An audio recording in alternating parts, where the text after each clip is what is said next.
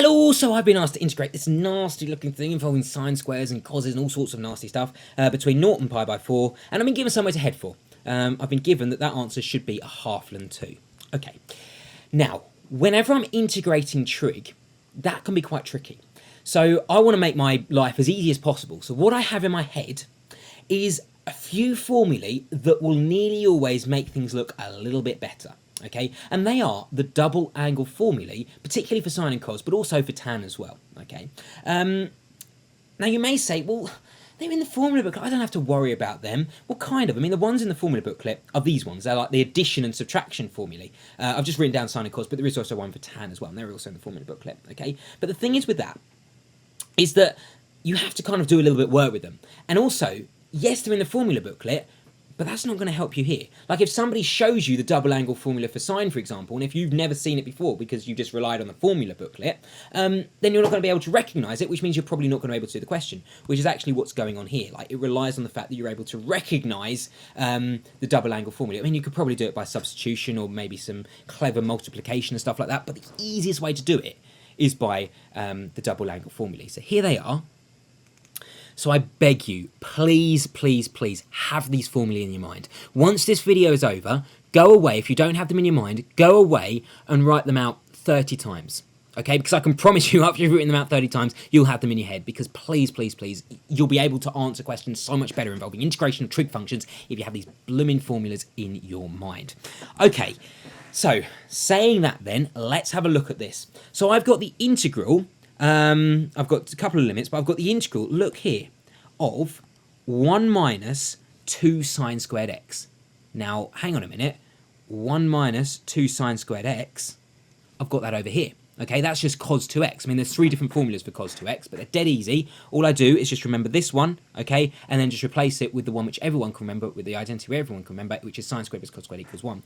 Okay, just to get in terms of sines, or just in terms of causes. So that's all I've done here. So look, 1 minus 2 sine squared x is just the same as cos 2x. So I can basically just scribble that out and write cos 2x on the top, okay?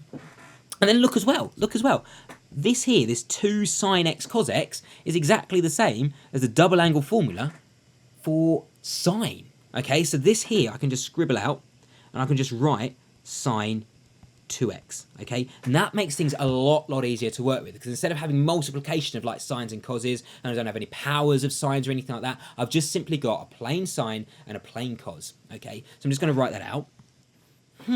Okay, so let's have a look at that in a little bit more detail. Now, in my mind, I've also got, when I'm doing integration and stuff, I've also got in my head the logarithm identity integration thingy, which I always remember, which is this, okay? Basically, if I have the integration of some function on the denominator and the derivative of that function, whatever it is, on the numerator, then that is just equal to the logarithm of whatever that function is, plus, of course, my constant of integration, okay? But that's something which you need to have in your mind. You need to do loads and loads of questions of this. Like, this is just kind of one of these identities. It all comes from the fact that the derivative of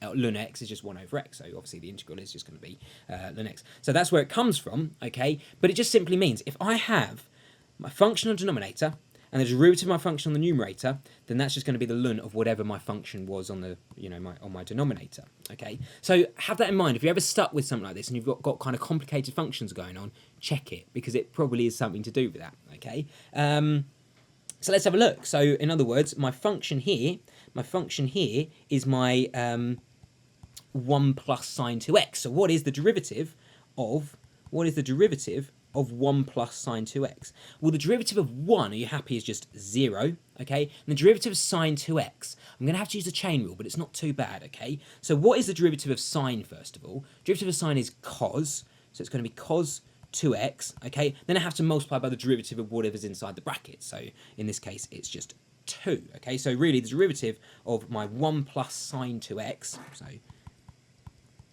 1 plus sine 2x, is just 2 cos 2x. If you're not sure about how I got the derivative of that, is that, okay? It's just the chain rule. So I just work from the outside inwards. I differentiate sine, I get cos, and leave everything else alone. Then I differentiate whatever's inside, which is my 2x, so it just goes to 2, and I just multiply them, okay? So basically what I've got there is that the derivative of my denominator is 2 cos 2x. Well, look what I've got on the numerator instead. I've almost got the derivative of that function. Okay, so I've almost got the derivative of my denominator, except I haven't got a 2.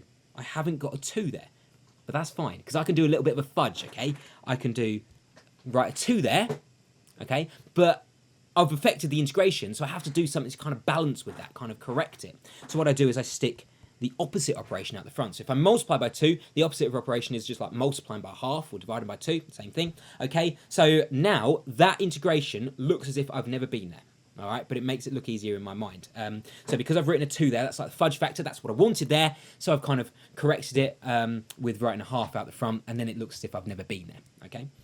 So now all that's equal to is just the derivative, all that's equal to is just then this thing over here. So it's just a half times by, just a half by the logarithm of whatever my function was originally. That was what I kind of said over here, okay? So because I've got this situation going on over here now, it's just the ln of whatever my denominator is. So this is just the ln, this whole integration is just the ln of my whole denominator. So 1 plus sine 2x.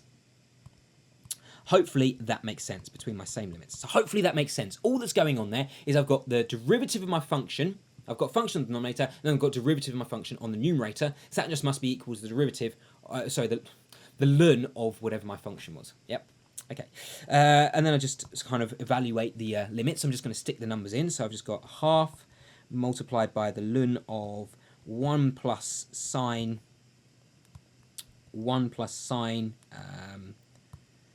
of 2 times pi by 4, okay, minus the ln of 1 plus sine of 2 times 0. Okay, so I've just simply plugged in the pi by 4 and the 0 into my integration. Okay, then that should become the half of... Right, so what is the ln of 1 plus? So sine of 2 times pi by 4, that's the same as sine of pi by 2. Yeah, so what is the sine of pi by 2 is 90. So what's the sine of 90? That's just 1. So that's just 1 there. Okay, minus the natural logarithm of 1 plus, well, that's 2 times 0 is just 0. So what's the sine of 0? That's going to be 0. Okay, so sine of 0, okay, and then let's just tidy this up a little bit. Just got to add numbers together, basically. Half of ln of 1 plus 1 is 2. So I'll just write that now. 1 plus 1 is 2, minus the ln of 1. Okay, let's have a look, because remember what I needed to show. I needed to show that whole thing was equal to a half ln 2, right? That's almost what I've got, except I've got a minus ln 1 hanging along. But that's okay, because what is the ln of 1? What is the logarithm of 1? What is it always equal to? Well, this is a bit like saying, log to the base e, so that's the natural logarithm, log to the base e of 1, is a bit like saying e raised to the power of what? So e raised to the power of what is equal to 1. Well, that power has clearly just got to be 0. Okay, so this whole thing here is just 0, so that then just becomes half ln 2. Okay, so basically, make sure that you have those double angle formulae in your head. All right, go away now and write those double angle formulae out 30 times, because you need to have them in your head.